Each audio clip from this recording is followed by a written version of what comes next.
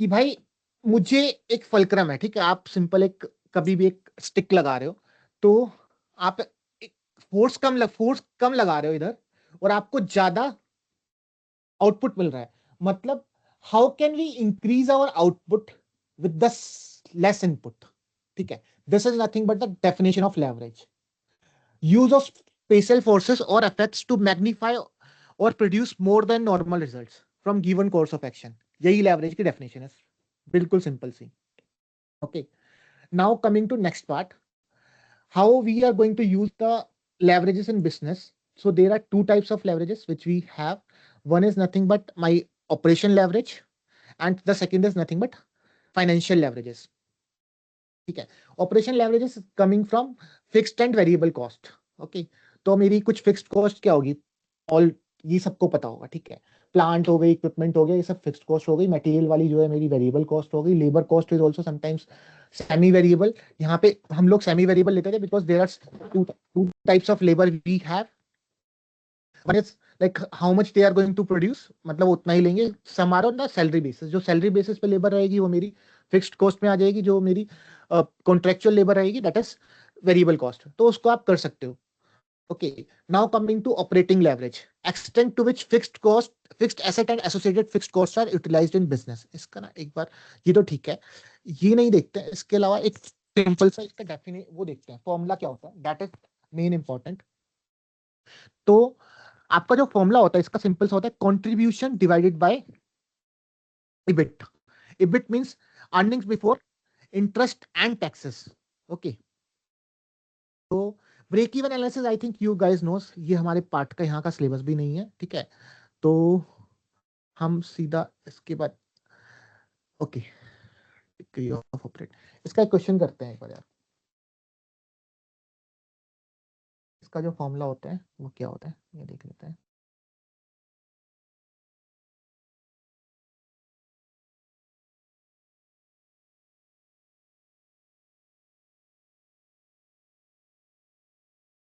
तो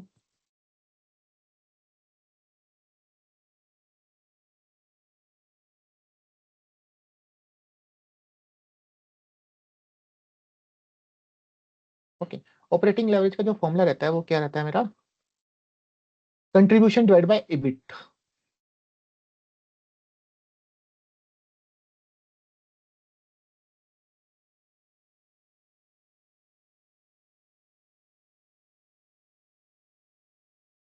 अब what you can से, इसके अलावा दूसरा फॉर्मूला जो आता है दैट इज नथिंग बट, इसके दो फॉर्मूलाज हैं, दोनों याद रखने।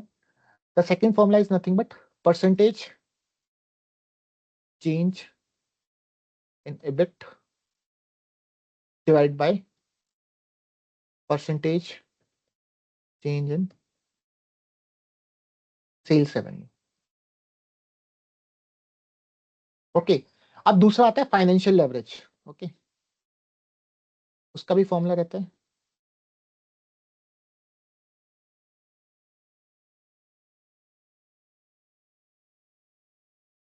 भाई पुनीत, ये पहले काम क्या करता है, क्यों हम इसको ओके। लिवरेजेस निकाल रहे देखो यार, मैंने आपको क्या बताया, मैं आप काम की बात अभी क्वेश्चन पे भी आएंगे यार, मीन पहले हैं? फॉर्मूला देख लो। तो ओके। हमारा काम क्या है कि मैंने क्या बताया था अभी आपको, कम इनपुट से, मतलब कम इनपुट से ज्यादा आउटपुट लेना है, ठीक है। दैट इज तो नथिंग बट लेवरेज। हाँ, ये पैसे के मतलब सेंस में बात कर रहे हैं हम?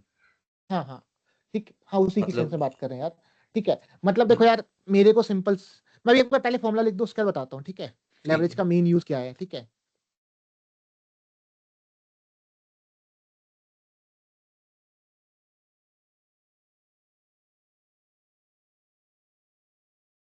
IT divide by EBT। अगर मैं टोटल लेवरेज की बात करूँ यहाँ से, एक मिनट पहले टोटल लेवरेज के लिए, टोटल लेवरेज क्या होगा, इन दोनों का सम हो जाएगा, is nothing but OL into. Okay, या फिर अगर मैं इन दोनों को मल्टीप्लाई करता हूँ, EBIT EBIT कैंसिल आउट हो जाता है, तो कंट्रीब्यूशन डिवाइड बाय EBT आता है, contribution divide by EBT। Okay, अब इसका जो दूसरा फॉर्मूला होता है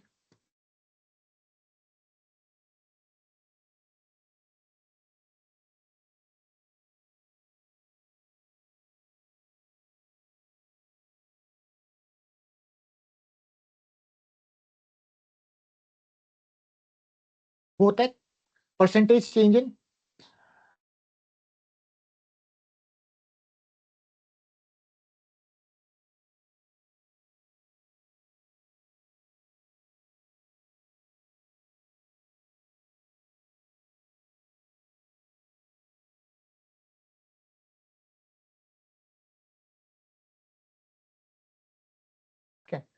percentage change in EPS divide by percentage change in EBIT. Okay, तो अगर मैं इसको भी यहाँ पे भी अगर इसी टाइप से मल्टीप्लाई करूं तो these simples will get cancelled, तो ये भी क्या आ जाएगा, परसेंटेज चेंज इन ईपीएस।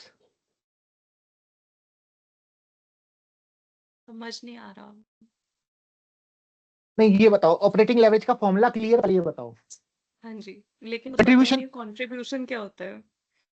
अरे यार चलो वो पूरा करना सॉरी, पड़ेगा फिर तो। कंट्रीब्यूशन बाकी वो सबको वाला पता है ना। तो आगे चल सकते हैं, कोई फिक्स्ड बात नहीं। कॉस्ट देखो, नहीं देख मैं आपको बताता हूँ कंट्रीब्यूशन क्या होता है। आपने कोई fixed cost minus variable cost is nothing but my, sorry, sale, fixed cost minus variable cost is nothing but my, नहीं नहीं नहीं नहीं, sorry sorry sorry, sales minus variable cost is, sales price minus contribution, variable cost price is, हाँ वो contribution होता है आपका। मैं कंट्रीब्यूशन। अगर बता देता हूँ वो भी मैं शुरू से ही कर देता हूँ, ठीक है। Percentage change in EPS divide by, एक minute, you can simply Ritesh से, आकाश आपको आता है? नहीं नहीं, तुम समझ नहीं, लो, आता तो है बट समझ लो ना, फिर तुम्हें आगे का समझ ही नहीं आएगा, क्या फायदा। कोई बात नहीं, समझ नहीं आ रहा है मेरे को, आप लोग समझ लो, मैं चैट जीपीटी करती हूँ। ठीक है, क्या बता देता हूँ कंट्रीब्यूशन क्या होता है। हम्म, ठीक है, इसका स्टेप बाय स्टेप प्रोसीजर देख लेते हैं कैसे निकालते हैं। ठीक है, तो सबसे पहले आपको जो गिवन होता है किसी भी उसके अंदर, आप, आपका कुछ आउटपुट गिवन होता है, मतलब कि भाई मेरा इतना आउटपुट आया या फिर मैंने इतनी सेल्स जनरेट की। इसका क्वेश्चन का वो देख लेते हैं पैटर्न। सेल्स जनरेट की, सेल्स जनरेट करने के लिए मेरी कुछ ना कुछ कॉस्ट लगी होगी। ओके, वो कॉस्ट क्या होगी, या तो फिक्स्ड होगी या फिर मेरी क्या होगी, वेरिएबल होगी। ओके, अब जो मेरा कंट्रीब्यूशन होता है दैट इज नथिंग बट माई, ये दोनों इसी के पार्ट है। मैं इधर फर्स्ट लिख देता हूँ यार, अदरवाइज आप फिर दोबारा पूछोगे। सेकंड, ओके, अब मैं तीसरा निकालता हूँ कंट्रीब्यूशन। ये मुझे दो गिवन होते हैं, तीसरा मुझे निकालना है कंट्रीब्यूशन। ये कैसे निकलेगा contribution, that is nothing but sales minus variable cost, VC, या फिर वेरिएबल लिख देते हैं। ओके, अब बात आती है मेरी ईबी, हाँ, अब नेक्स्ट क्या गिवन होता ये है तो मुझे फिक्स्ड इसके, कॉस्ट नहीं होना चाहिए। नहीं, सेल्स माइनस वेरिएबल होता है। नहीं, यही होता है। Sales should be equal to cost plus नहीं नहीं, प्रॉफिट या फिर लॉस, नहीं, एंड मैं कॉस्ट कंट्रीब्यूशन इज की बात कर रहा वेरिएबल हूँ, मैं प्लस फिक्स्ड नहीं कॉस्ट। नहीं, दैट इज ओके, मतलब कंट्रीब्यूशन आपका सेल्स निकालना। क्या होगा, सेल्स क्या होता है आपका, sales equals to fixed cost plus variable cost plus profit. Okay, तो मैं सेल्स माइनस वेरिएबल कॉस्ट की बात कर रहा हूँ, that is nothing but fixed cost plus profit. मतलब अगर सपोज करो, why I am saying this as contribution, because मेरा फिक्स्ड कॉस्ट तो फिक्स्ड है। अगर contribution is nothing but my marginal profit, you can say, अगर मैंने एक यूनिट, अगर उस वही सेम फिक्स्ड कॉस्ट रखी, मतलब मेरी फिक्स्ड कॉस्ट तो जानी जानी है, अगर मैं एक यूनिट की प्रोडक्शन को बढ़ाता हूं तो मेरा कितना कंट्रीब्यूशन होगा, कितना एक्स्ट्रा आएगा मेरे पास। ओके, ठीक है, वो मेरा सेल्स वो होता है। अब आपकी बात आती है, इतना हो गया, अब इससे आप क्या निकाल सकते हो। इसके बाद नेक्स्ट मेरा पॉइंट आता है, ये आपने सेल्स माइनस कॉस्ट क्या आता है, मतलब अगर मैं टोटल सेल्स और टोटल कॉस्ट को माइनस कर दूं,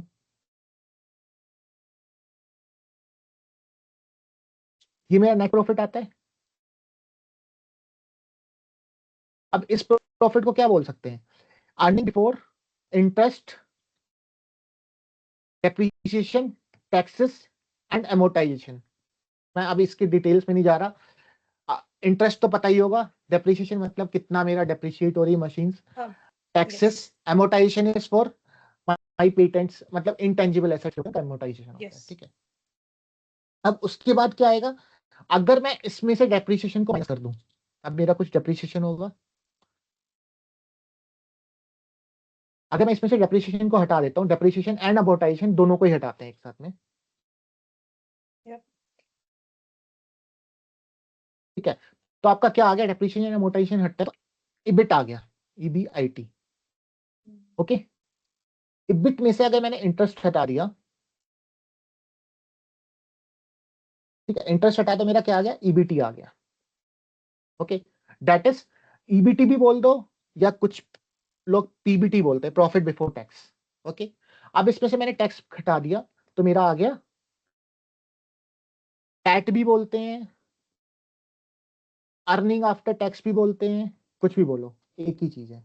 ठीक है, अब एक चीज और है, आपने अगर पढ़ा हो कि दैट, और उसके अंदर जब अनुज ने पढ़ाया होगा कल, आई डोंट नो, मतलब मैंने बाद वाली वीडियो नहीं देखी उसकी, तो एक चीज बताई होगी, डेप्रीशिएशन, जो भी हमारे डिविडेंड प्रोवाइड किए जाते हैं वो कब प्रोवाइड किए जाते हैं किसी कोई भी company, that dividend is, there is a difference between डेप्ट एंड इक्विटी।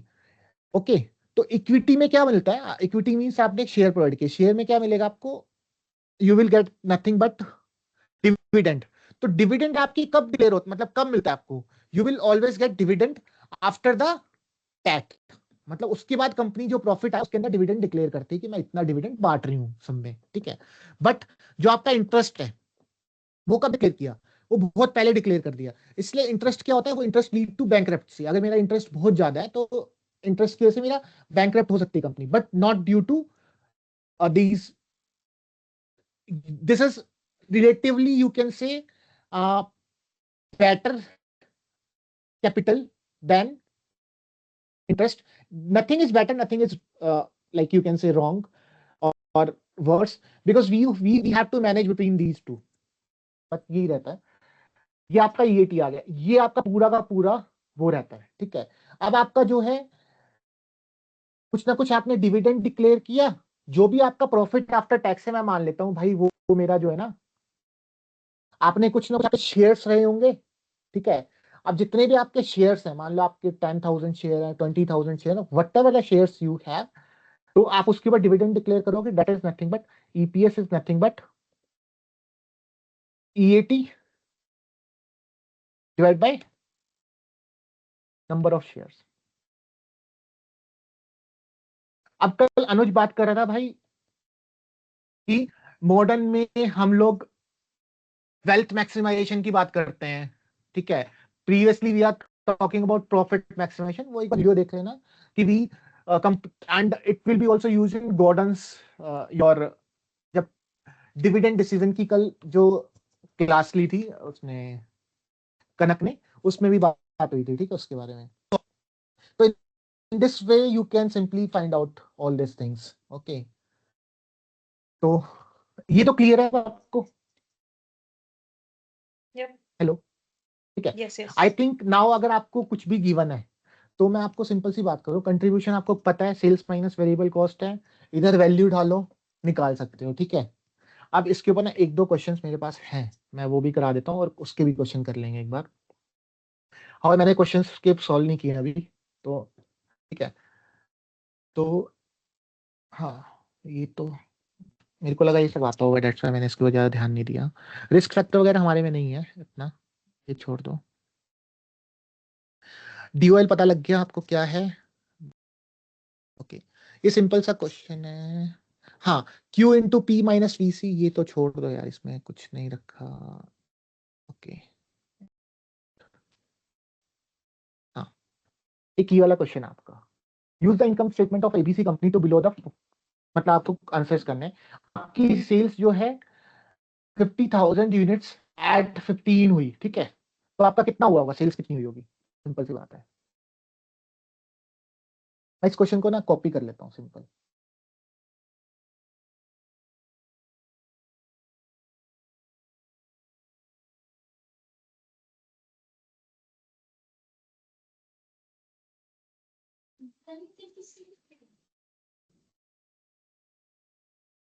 ओके, तो आपकी सेल्स कितनी हो रही है, 50,000 यूनिट्स की हो रही है एट 15 रुपीज। ओके, तो मैं अगर 50,000 को 15 रुपीज से मल्टीप्लाई करता हूँ, that comes out to be 750।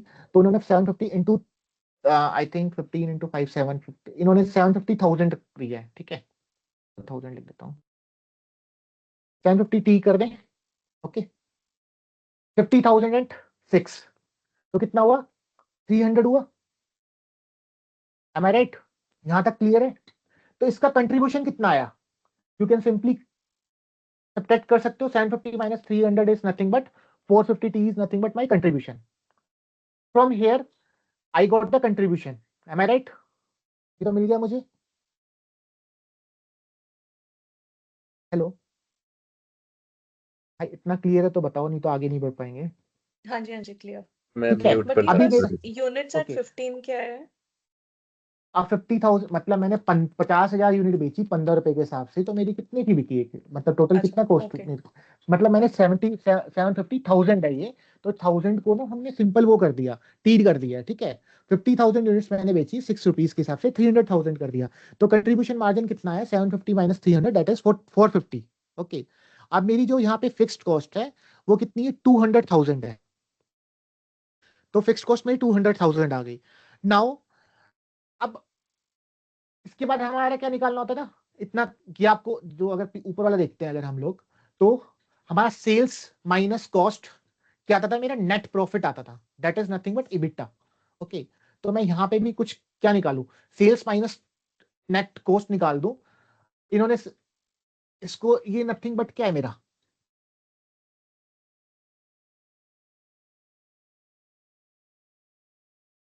मेरा इबिटा क्या आ गया? 450 माइनस 250, 200। ओके, इतना क्लियर है? ओके, अब मेरा डेप्रिसिएशन क्या है? मेरा यहाँ पे डेप्रिसिएशन वगैरह मेरा सब कुछ जीरो है, कुछ गिवन नहीं है। तो मेरा डेप्रिसिएशन अगर जीरो, तो इबिट भी उतना ही आ जाएगा। हम्म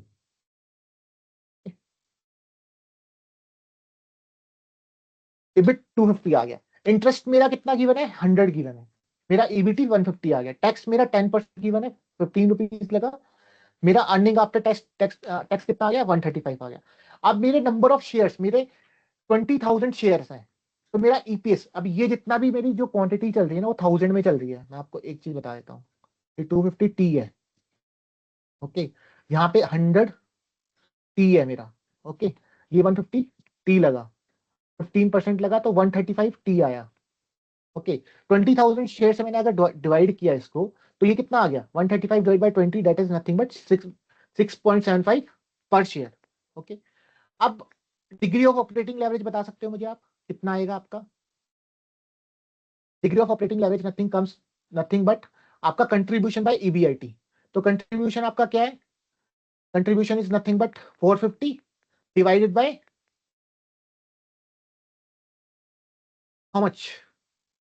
ईबीआईटी 250। Am I right?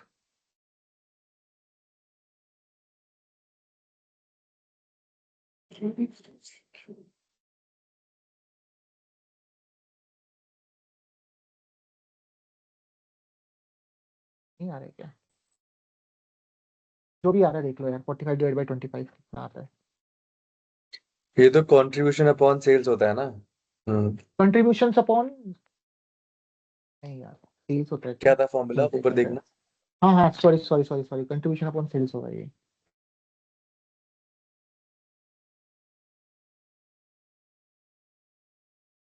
नहीं, कंट्रीब्यूशन अपॉन ईबीआईटी होता है यार, सेल्स नहीं होता। अच्छा, ईबीआईटी, ठीक है। हाँ, मैं वही सोच रहा है, मैंने गलत तो नहीं करना चाहिए। 450 डिवाइड बाय 250 कितना है? 9/5 आया, दैट इज नथिंग बट 1.8 आ गया मेरा। इसी टाइप से मैं पहले सोल्व करना देख लेता हूँ, उसके बाद मैं उधर से बता दूंगा आपको। डिग्री ऑफ फाइनेंशियल एवरेज कितना आया? That is nothing but 250 divide by EBT, that is 250 divide by 150।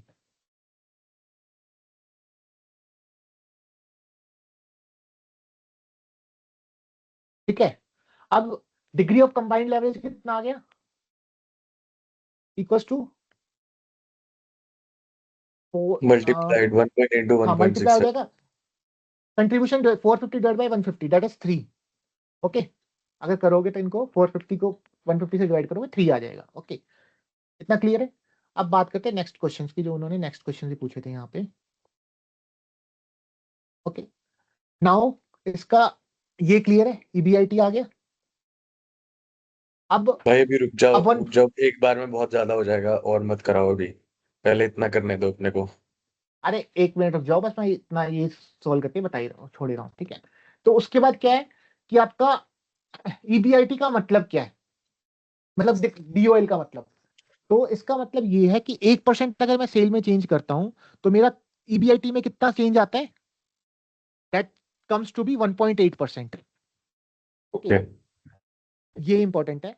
अब अगर मैं 1% मेरा, अगर मैं फाइनेंशियल एवरेज की बात करूं, तो अगर मेरा 1% ईबीआईटी में चेंज आता है तो मेरा ईपीएस में 1.67% चेंज आता है। और टोटल लेवरेज का मतलब ये होता है 1% अगर मेरा सेल्स में चेंज हुआ तो मेरा 3% चेंज हुआ ईपीएस के अंदर, अर्निंग पर शेयर में।